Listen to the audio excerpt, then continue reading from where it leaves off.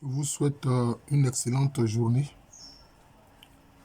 Hier, dimanche 29, l'église a célébré la fête des rameaux. Alors, j'ai participé à l'Eucharistie et il y a un frère qui a constaté que moi, je n'avais pas de rameaux. Il me dit, Malou, pourquoi toi, tu n'as pas de rameaux? Et puis comme ça, je l'ai dit presque machinalement. Il dit, mais moi-même, je suis un rameau pour le Seigneur. Il dit, mais toi, tu es vraiment compliqué.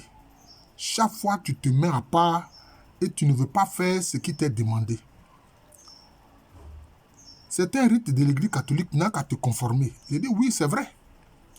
Je m'y suis conformé depuis, je peux dire, depuis 1995, mais ça, je ne lui ai pas dit ça directement, mais c'est ce que je me disais dans la tête. Je m'y suis conformé depuis 1995. Bon, donc, si pour cette fois-ci, je ne suis pas venu avec un rameau, bon, ce n'est pas... je ne pense pas que ce soit un problème. Et alors, j'ai commencé à réfléchir sur ce que j'ai dit machinalement. Que je suis moi-même un rameau pour le Seigneur Jésus-Christ. Mais c'est à ça que chaque chrétien doit aboutir, doit avoir en tête. Parce que si tu as un rameau ordinaire, tu es venu avec le rameau, tu as chanté « Sois béni, celui qui vient au nom du Seigneur », etc.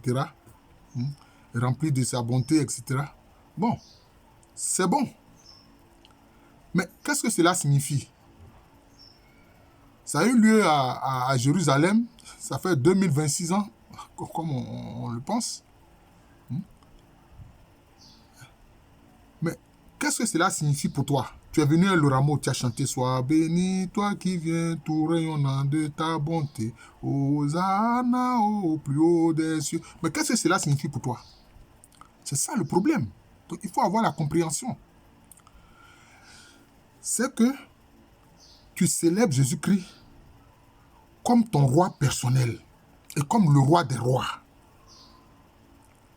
Tu célèbres Jésus-Christ comme ton Seigneur personnel, comme le Seigneur des Seigneurs. Donc tu dois avoir ça dans ton cœur, dans ton âme et dans ton esprit. C'est fondamental.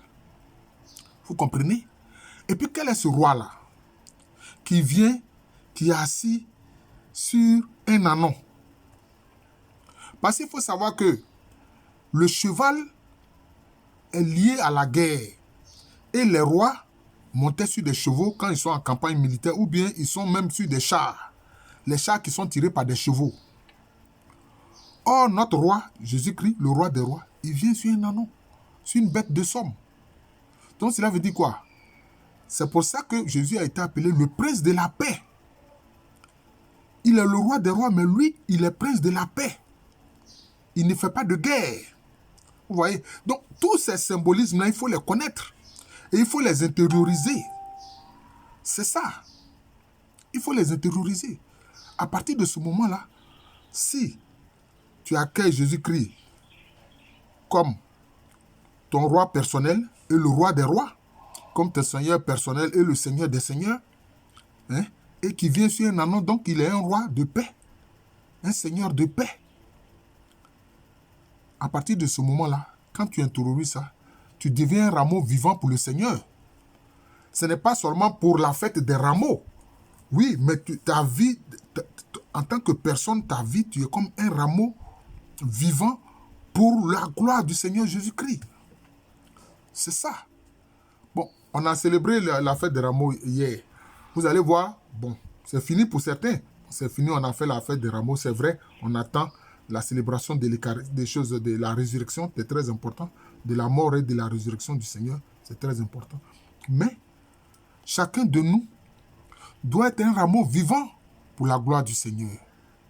Oui, un rameau vivant pour la gloire du Seigneur. Tu bénis le Seigneur, tu le glorifies comme ton roi personnel, comme ton Seigneur personnel, et toute ta vie, tu agis dans ce sens-là. Tu agis dans ce sens-là. Voilà, c'est ça. Tu agis dans ce sens. Et tu fais comprendre ça aux gens, que Jésus-Christ est ton roi personnel, mais il est le roi des rois. Il n'y a pas un roi plus grand que Jésus-Christ. Il est le Seigneur des seigneurs. mais il est ton Seigneur personnel. Mais il n'y a pas Seigneur plus grand que Jésus-Christ. Et ça, alors, c'est important, c'est fondamental. Je me souviens que ce dimanche-là, hier donc, quand je disais ça, il y avait juste une religieuse qui était derrière moi. Et elle a souri. Elle a souri. Bon, je ne sais pas. Elle a souri. Quand j'ai dit, mais moi-même, je suis un rameau du Seigneur. Voilà. Moi-même, je suis un rameau pour le Seigneur Jésus-Christ. Elle a souri. Mais bon, son sourire veut dire beaucoup de choses. C'est ce que je pense. Bon, mais elle n'a pas parlé. Hein, elle n'a pas parlé. Donc, c'est ça. Nous devons être des rameaux vivants pour le Seigneur. Voilà. Ne nous contentons pas seulement de faire le rite, mais soyons des rameaux vivants pour le Seigneur, pour l'acclamer toute notre vie, pour le reconnaître comme notre roi personnel, notre Seigneur personnel. Je pense que c'est fondamental. Mais dans le fond, la critique aussi du frère est tout à fait juste. Hein. Pourquoi est-ce que je ne suis pas venu avec un rameau? Pourquoi est-ce que je ne portais pas des rameaux? J'étais pratiquement, je crois, le seul dans l'église à ne pas avoir des rameaux. Tout le monde avait des rameaux. Bon, je dis moi-même, je suis un rameau vivant pour le Seigneur. Et je souhaite que chacun, hein, chaque disciple de Jésus-Christ, soit un rameau vivant pour le Seigneur. Voilà.